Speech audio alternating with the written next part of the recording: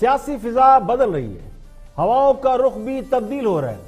کل تک جو خود کو ناقابل تسخیر سمجھتے تھے، آج وہ بھی تیز ہواؤں کی زد میں ہیں۔ اسلام آباد کی سیاسی فضا بوجھل نظر آتی ہے۔ شہر اقتدار میں ایک بار پھر تبدیلی کے نکارے بج رہے ہیں۔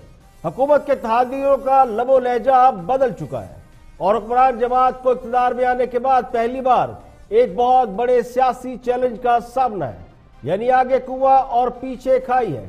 ان ہاؤس تبدیلی اور مڈ ٹرم انتخابات کی سرگوشیاں اب شور میں بدل رہی ہیں، اور اگر یہ سرگوشیاں گونج بن گئی تو کیا خاص صاحب کے اقتدار کا سورج ڈھل جائے گا؟ کہنے والے تو کہتے ہیں کہ جنہیں غیر جانبدار ہونے کی درخواستیں کی جا رہی تھی، وہ درخواست کو شرف قبولیت دے چکے ہیں، اور اب خان صاحب کو وہ بیساکھیاں میسر نہیں جن کے سہارے خان صاحب اقتدار کی مسند تک پہنچے تھے۔ حکمران جماعت کے اتحادی بھی آہستہ آہستہ پھٹ رہے ہیں، جنہیں جبر، قہر یا پیار کے ذریعے اتحاد کی لڑی میں پرویا گیا تھا۔ صورتحال اتنی کشیدہ اور بوجھل ہے کہ خان صاحب کو چھٹیاں لے کر اس پر غور کرنا پڑا ہے، اور لگتا یوں ہے کہ خان صاحب نے جتنی جدوجہد اقتدار میں آنے کے لیے کی تھی، اب اس سے کہیں زیادہ انہیں اقتدار بچانے کے لیے کرنا پڑے گی۔ مولانا فضل الرحمان کے کامیاب دھرنے اور نواز شریف کے معاملے پر عدالتی فیصلے نے حکومت کو بری طرح ہلا کر رکھ دیا ہے۔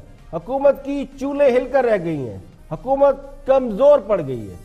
پے در پہ غلط فیصلے اور سیاسی حکمت عملی کی ناکامی نے حکومت کی رٹ کمزور کر دی ہے۔ ان حالات میں ان ہاؤس تبدیلی کا عمل حکومتی تابوت میں آخری کیل ثابت ہو سکتا ہے، اور اس کے علاوہ ایک اور اہم معاملہ بھی ہے، اور وہ معاملہ فارن فنڈنگ کیس کا ہے۔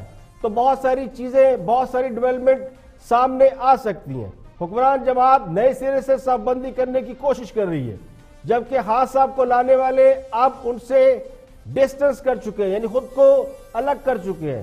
بعضی نظر میں حکمران جماعت پر اعتماد ہے، یا پھر انہیں صورتحال کا احساس نہیں، لیکن اگر کسی کو احساس ہے تو وہ خود وزیر اعظم ہے، جنہیں صورتحال کا اچھی طرح ادراک ہے۔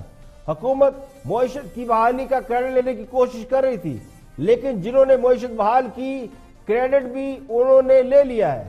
مہنگائی بھی آؤٹ آف کنٹرول ہوتی جا رہی ہے۔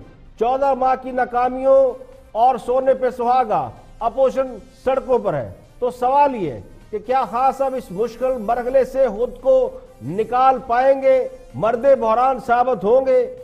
کہنے والے کہتے ہیں کہ خان صاحب کو اس صورتحال میں ڈالنے والوں میں ان کے نالائق یا نااہل ساتھیوں کا بھی بہت بڑا ہاتھ ہے۔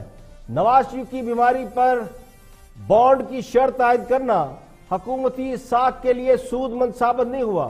وزراء اب بھی نواز شریف کے معاملے پر جو پوزیشن لیے ہوئے ہیں، اس سے لگتا یوں ہے کہ خان صاحب کا وزراء پر بھی کنٹرول نہیں ہے، اور یہی صورتحال ان حلقوں کے لیے باعث تشویش ہے جن کا خیال تھا کہ کپتان اپنے فیصلوں میں سالڈ ہوگا، قائم رہے گا، لیکن لگتا یوں ہے کہ خود کپتان پر ان کی کابینہ بھاری پڑ چکی ہے، جو اب بھی نواز شریف کی بیماری پر سیاست سے ہاتھ نہیں روک رہی۔ کہنے والے تو کہتے ہیں اگلے 2-4 ہفتوں میں صورتحال واضح ہو جائے گی۔ بلاول بھٹو سمیت اپوزیشن کی تمام بڑی سیاسی جماعتوں نے حکومت کی تبدیلی کے لیے تاریخیں تک دینا شروع کر دی ہیں۔ خان صاحب کی آرمی چیف سے طویل عرصے کے بعد ہونے والی ملاقات کے بعد خان صاحب کے رخصت پر چلے جانے سے کیا سرائیوں نے زور پکڑ لیا ہے؟